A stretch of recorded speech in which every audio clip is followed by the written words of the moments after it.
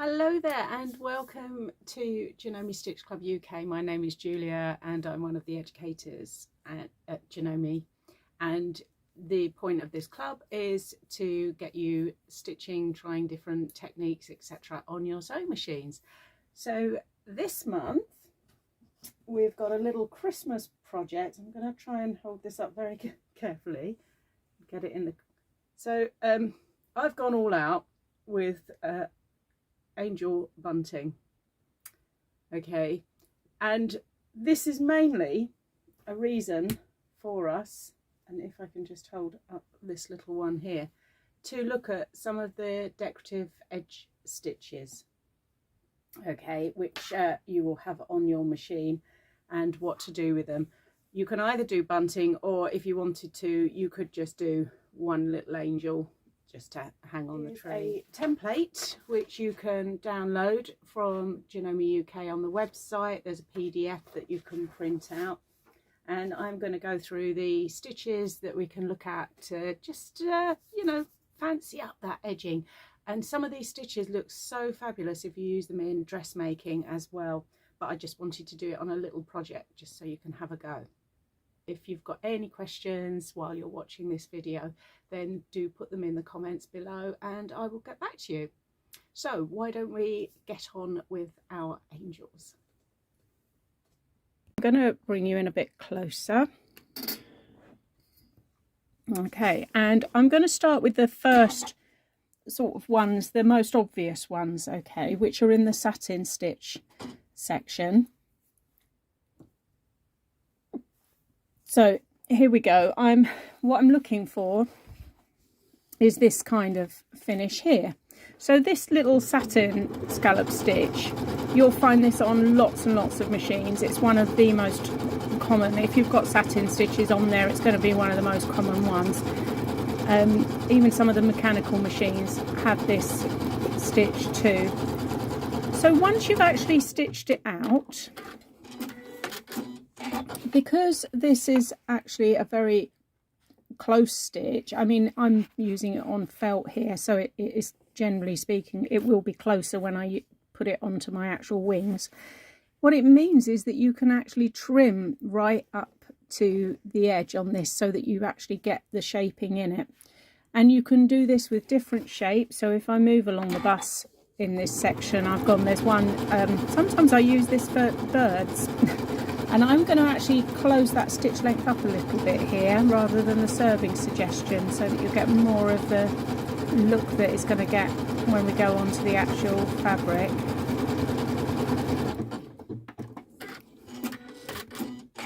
So this one here, that would then give you an actual almost like a pinking sheer effect on your edging.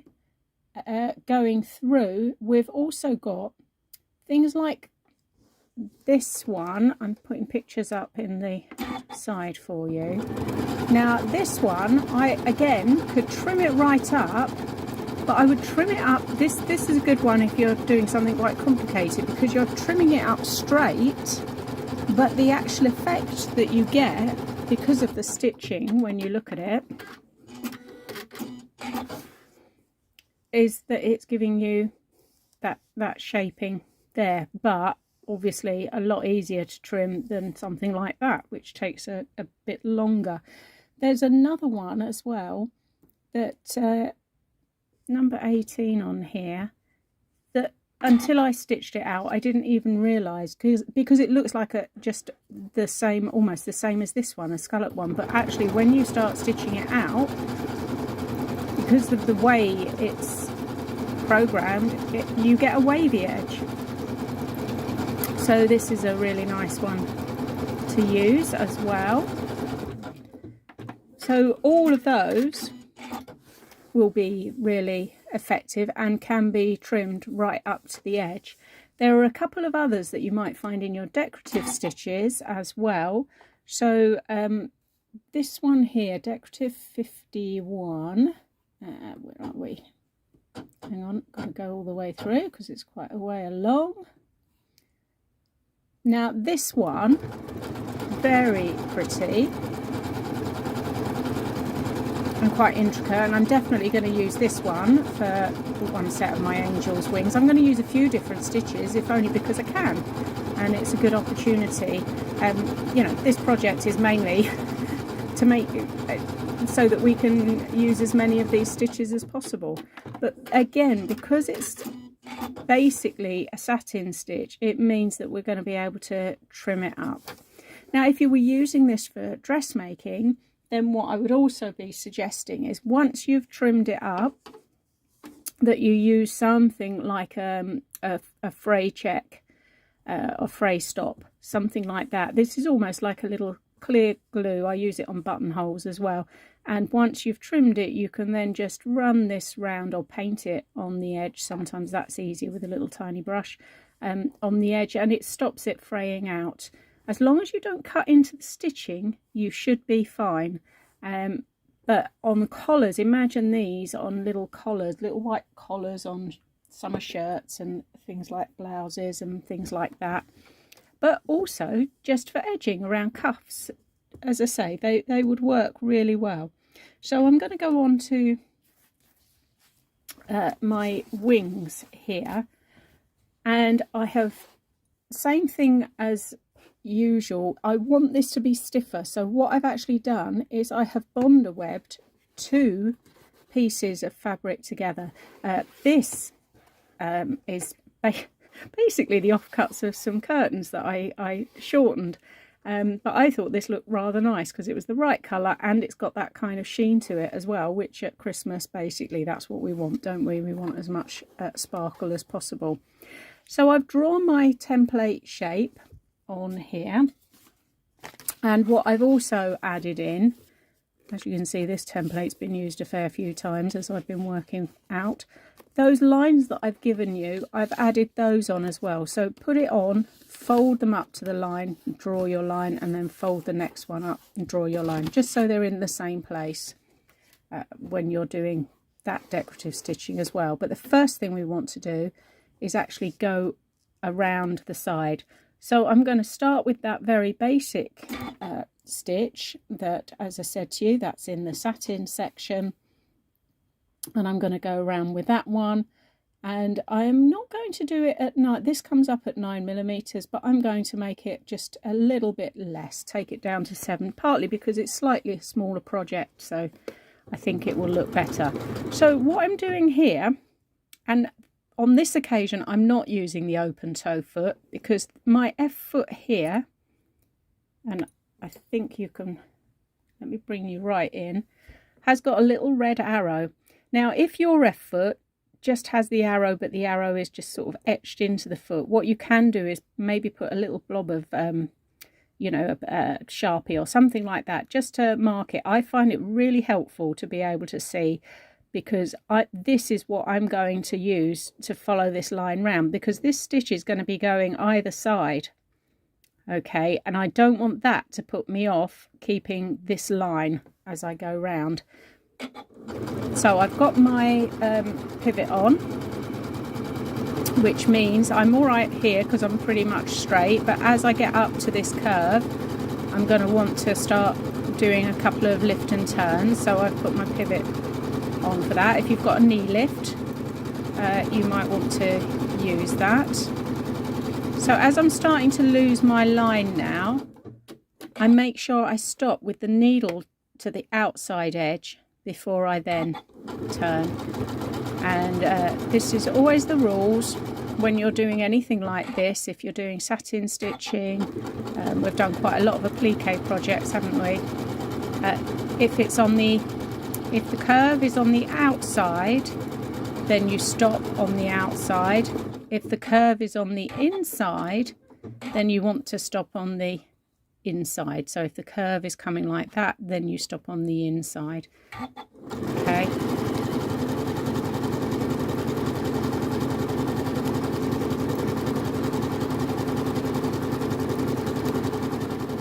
So I've gone all the way around this one. Now before I actually cut that one out, I'm going to do this one here. I find that because I was doing a few of these, it was easier to put them on the bigger piece of fabric and draw on a couple. I actually had 4 on this piece originally.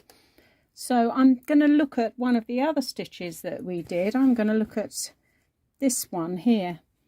So that was actually in the decorative section, and that was number 51, wasn't it? It was quite a long way down. There we go.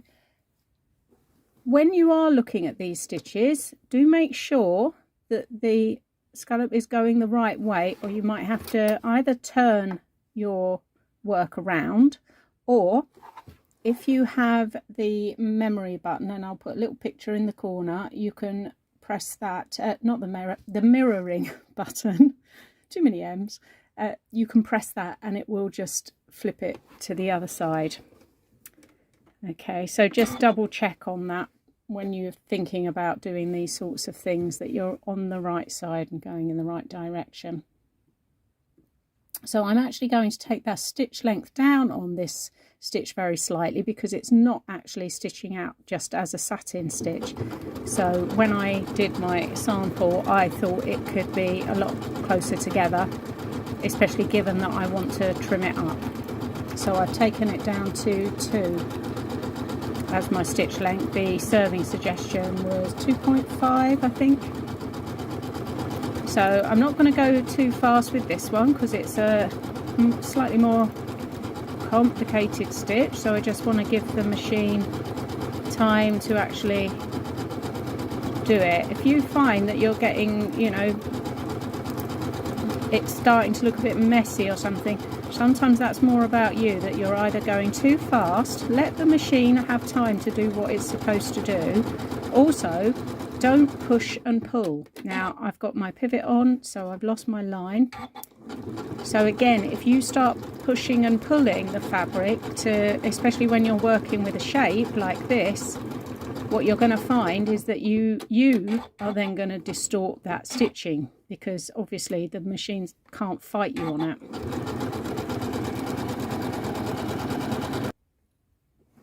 So I've just gone all the way around that one as well. So the next job to do is to trim this right up.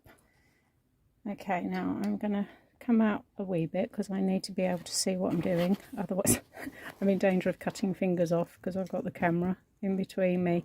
And take your time.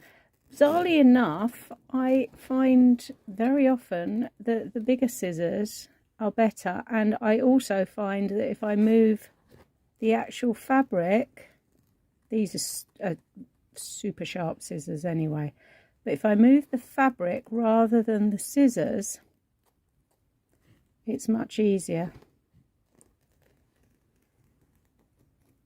I mean, this is just going to be your personal choice. You might have, if you've got little scissors, I find sometimes my little scissors are very pointed and catch a bit too much, so I find it better if I'm actually further up the scissors when I'm doing this. And as you can see, I'm just kind of sidling around. Now I'm not going to make you watch me do all of this. I'll cut these in 2 and then finish those in a minute. But look, you can see that you've got that nice finish there. The fabric is, in this case, Bonder webbed anyway, so it's got a little bit of extra something holding it. As I said, if I was doing this on an actual collar that was going to be washed, then I would be using interfacing, probably soluble interfacing, while I was actually doing the stitching, to be honest, so that then would wash away. But I would definitely use fray check on it as well, just to sort of keep that in place. And you know, once it's had a good few washes, you could then go back in with fray check again. You know, it depends on the fabric you're using, to be perfectly honest. Some fabrics fray far more than others, don't they? And I mean, I've used obviously a contrast because I want this to show up, but equally if you did a matching colour, it would be really lovely. What I'm also going to do on these wings is some decorative stitching, just because why wouldn't I? So I'm just going to choose some of my favourite stitches on here, of which, as you know, there are many. So have a little play and just find yourself some stitches, maybe ones that you haven't used before. I'm using quite ornate ones, which I don't use very often, so it's quite nice to have the opportunity to use them, to be honest. But they're doing a double job here. Not only do they look lovely on what is a very plain fabric, I mean, if you chose a fabric that wasn't so plain, you might not want to do the stitching, but equally they're making it a little bit sturdier as well. They're just stiffening it up once again, because we don't want droopy wings. No angel wants droopy wings, do they? Let's face it. So there you go. So I've gone down there. This is going to be hidden, so I know that. So I'm going to stop there, just show you that stitch. Isn't that lovely? And then I'm going to go down this one with the same stitch again, and I'm going to do these other two as well. So I've used a few different stitches here for my other ones, and I will finish trimming those up. One thing I just wanted to say was, when I was messing around doing prototypes for this, I don't think you can see it very well. This here is 2 layers of organza, which I bonded together. Again, word of warning, use greaseproof underneath and on the top, because organza has got much more open weave, so the glue will end up on your ironing board and on your iron. So ask me how I know. So I would definitely do that, but I don't know that you can really see it in this light, but it does give a very lovely effect. And I've stitched white on white. I didn't have any around, but you can get the sparkly organzas, can't you, and the iridescent as well, which would look rather lovely if they're more sort of intense. It's still quite stiff, actually, because of the bonder web. It is still quite stiff, so it will still do the same job. So I have also those other stitches that I said to you about, the ones that look like you've scalloped the edge. I've used those. These are the little what are going to be the little ruffles around the neck here. Okay, so that's just looking, as I say, I've done it so that you can have a real play with these stitches and try out as many as you can, see what you like, what you don't like, and what. So this is the piece of fabric. It's 3.5 inches by 1.5, and I folded it into the center on both sides and then in half again, so that all the rough edges are inside. I'm not worrying about the rough edges at either end. I'm going to tie a little knot in those for the hands, or stitch them together depending on what you're going to do with your finished angels. So I'm just going to stitch down the center of both of these, and I'm just using a regular straight stitch here. There we go. I'm just going to pull that out and start my next one.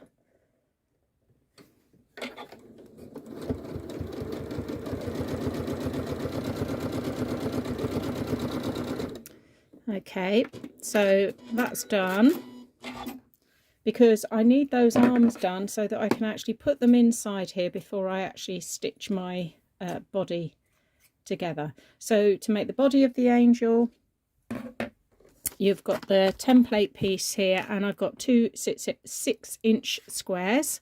It doesn't matter if they're the same material or different, so if you want to use up scraps or anything like that, you can. I have drawn around my template here, and what I've also done is where the arms are marked, I've just folded it down so that I can then mark on either side there where the arms need to be. So if I take that pin out now, what I want to do is just slide these arms in underneath here. Okay, and cross them over, and then I can feel on the top here where the arms are, so I can just then shift them down, and I'm going to use that mark as the top so I can feel where it is here. So this is the top of the arm, the bottom of the arm is here, and I can see that, look, it's just sticking out there. Turn it round and just do the same thing here, just wiggle it down a little bit. There we go. So I can feel it there, running there, and if I just fold that back, yep, there's going to be enough in there, so it's going to actually get stitched down. If I then lift it this way as well, look, you can see they're kind of crossing over. Okay, then I am going to put in 2 pins, which are just going to hold those little arms in place for me. And then I'm going to stitch all the way around, not across the top here, but all the way around this shape. I use this method a lot when I'm doing this sort of thing, where instead of actually cutting out with a seam allowance the shape itself, I cut it bigger, then I do my stitching, and then I will trim it down afterwards. I find it much easier, and you tend to get a less distorted seam. A lot of toy makers use this method as well. It's really good for toy making, the way you actually just draw around it, use that as your stitching line, and then trim it up afterwards, and you'll find that there's much less sort of stress and strain and stretch on those seams. So because it's quite curvy down the bottom here, I'm just going to take my stitch length down a wee bit. So I'm on about 1.8 stitch length, and off we go. So as I say, I've got my actual, you'll hear when I go across the arms, because it'll, there you go. And because I've got a smaller stitch length, I don't need to do, let me put my pivot on, I don't need to do quite as much lift and turn as well, because that smaller stitch just allows you to get round those curves a wee bit quicker and smoother. So I know I always say this, but when you're doing curves, stitch length is absolutely crucial, and the tighter the curve, the smaller the stitch length.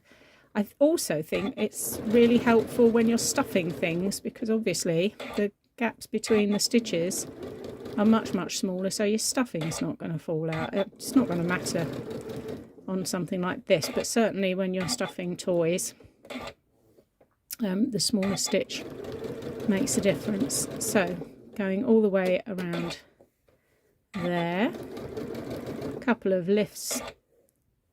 So if you haven't got a pivot, just be lifting your foot up at the back, or if you've got a knee lift, use that.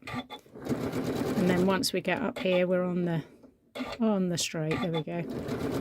And again, you'll hear it clunk as we, not clunk, but you know, you'll hear the difference in the sound as the needle's going through.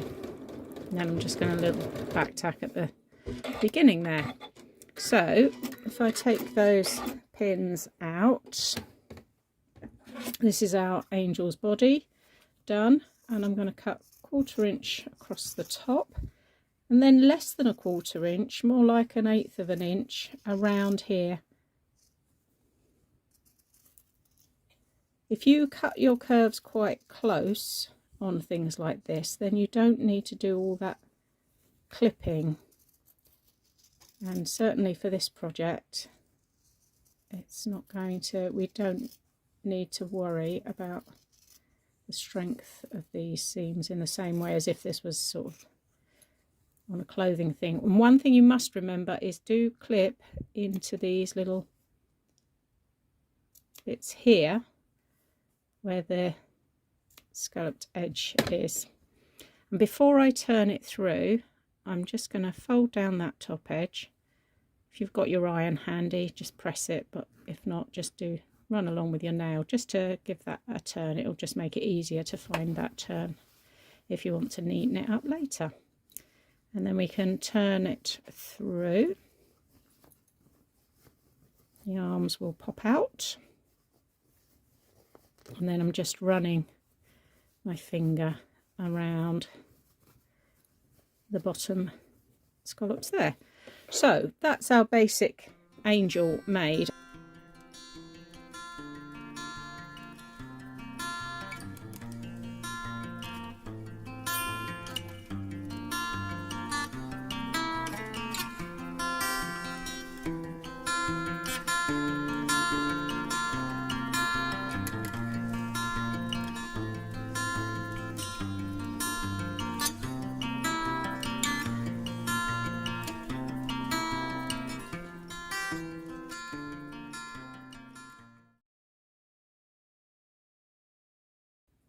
And now I want to look at the a little ruffle, making a little ruffle. Now you can, if you want to, just use lace and just gather that up to make a little lace ruffle.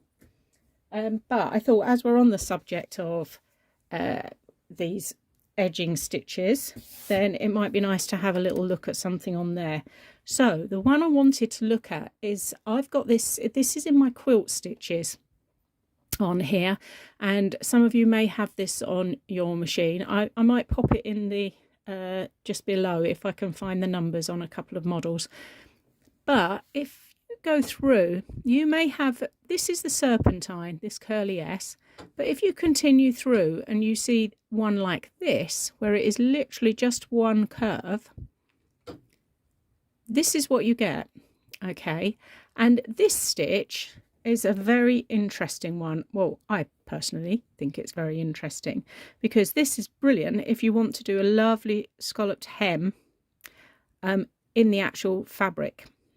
Okay, so for dressmaking particularly, and you'll see what I mean when I do it on here, this is absolutely brilliant. What I'm going to do now, obviously I can change these settings. So 5 isn't the sort of the widest. If I play with it, look, you can see you can go really quite deep on this. I've gone up to 8 there, so I've got quite a deep scallop going on. I never know if it's a scallop or a scallop.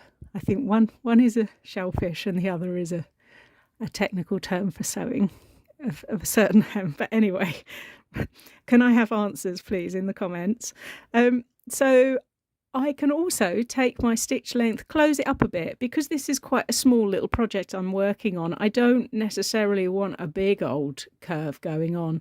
So I've just closed that stitching up a little bit, and I'm going to run it along. I've folded my piece of fabric in half, and this little bit, let me just double check, this is 7 inches by 3. I didn't put that on the pattern, but like I say, if you don't want to use lace and you want to make your own ruffles just to try a few things out, then you need 7 inches by 3. Fold it in half, right sides together, and then I've stitched both edges as well to give myself neat edges when I turn it. And then I'm just going to start stitching, and I'm keeping the edge of my foot on the edge of the fabric here, and you can see it just sort of meandering along. I should have done this in a colour. So can you see now that I've now got this shape going on? So what I then do is I trim, and again I'm trimming up nice and close. Okay, so 1/8 of an inch, if that. Don't cut your stitching, that's the key with this one. It's a brilliant stitch for the bottom of, you know, shirts or tops, if you're doing like little shell tops for the summer, things like that. Sleeve hems when you want something just a little bit fancier than a normal hem. So you can see the shape of it. Again, snip into each one of those little dips so that when it turns through,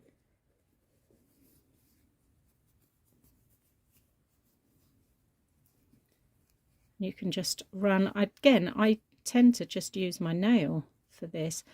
One thing that is terribly good for this is lolly sticks, ice lolly sticks. I think if I show you what, you'll kind of get the gist of what particular brand I might be talking about. I've been very good. I haven't had any in the house for a very long time, so I couldn't actually find one. But you know, Christmas is coming, so I felt I needed to keep that under control until all the Christmas goodies arrive. So just smooth that out and then give it a press. But even without pressing, I think you can see how effective that is. Now you can do that sort of stitching obviously without having that stitch on your machine, and in the past I have done it by actually drawing, usually with a cotton reel or something like that, actually drawing it on a little bit like I've done on the bottom of the body here, and then you just follow that stitching line. But for those of you that have got this stitch, that's what it's for.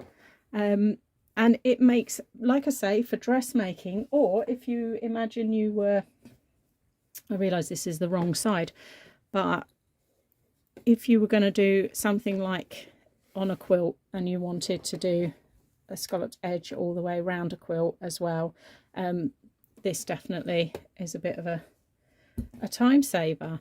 So once I've done that, I can then do my gathering stitch, which will gather that up, and that's going to make the little ruffle for the top.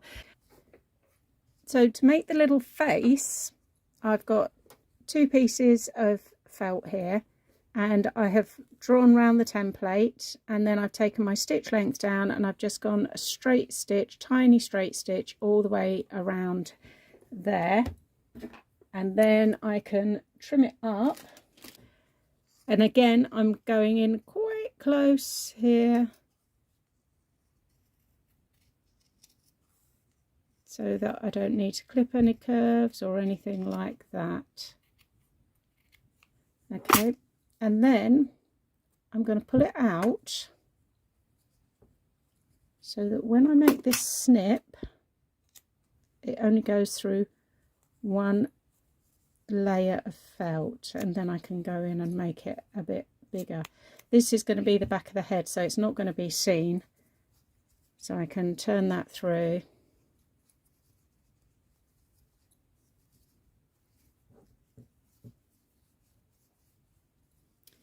And then run around the edge with, add a bit of stuffing, not too much stuffing.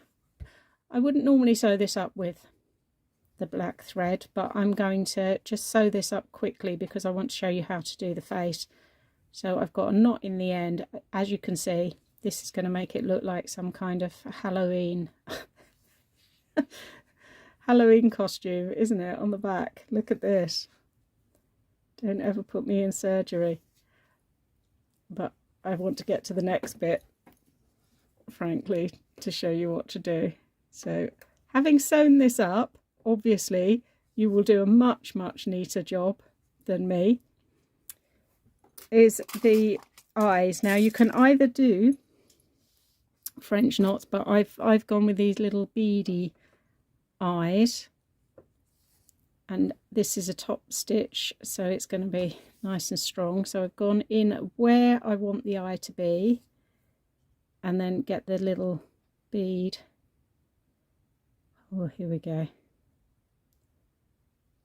Onto your needle and slide it down, and then you want to pull it really tight so that it sinks in. Can you see? And then I'm going to come up on the other side where I want my other eye, and again I'm pulling that tight so it almost makes like an eye socket.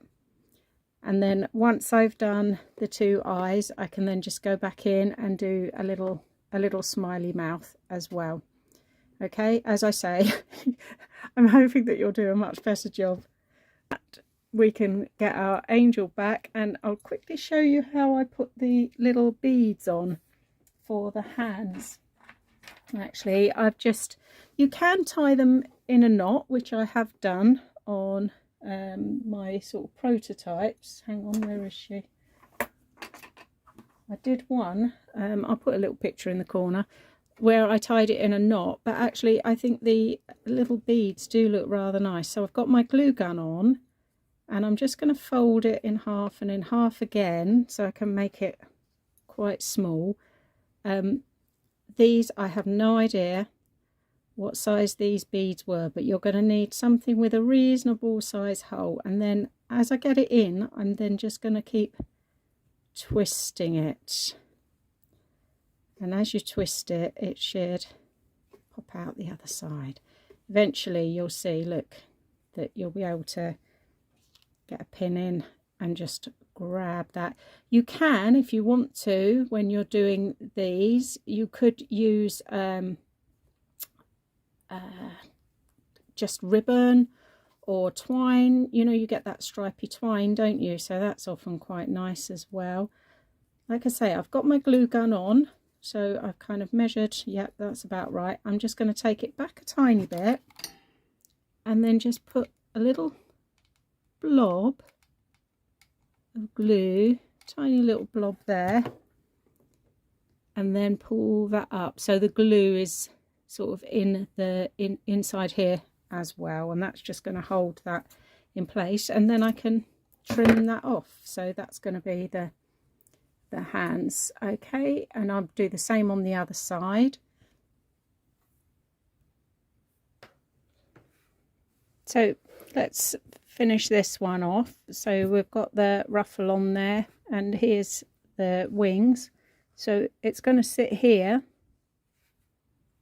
Okay, and again I'm just going to lift that up and then just do a sort of V shape. You can stitch this, but I want to finish this just to show you. So there we go, and I do love a glue gun, I have to say, especially at this time of year. Okay, and here's the face. So I think we'll have this one. See, look, you won't see any of this horrific kind of stitching on the back. We'll have that a slight jaunty angle, I think, for this one. A quizzical angel. And this little packet of hair, I don't know if I said before, I'm pretty convinced that this has been stolen from Dolly Parton. It's magnificent, isn't it? If only I'd eaten all my crusts, my hair would be this curly. There we go. And I'm just going to stick some of that on. Again, you can sew it on.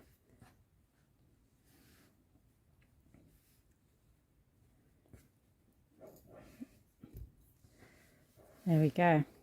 Angels have been completed. I've done 4 for my bunting. I might do more, it depends. I think this will fit above my fireplace.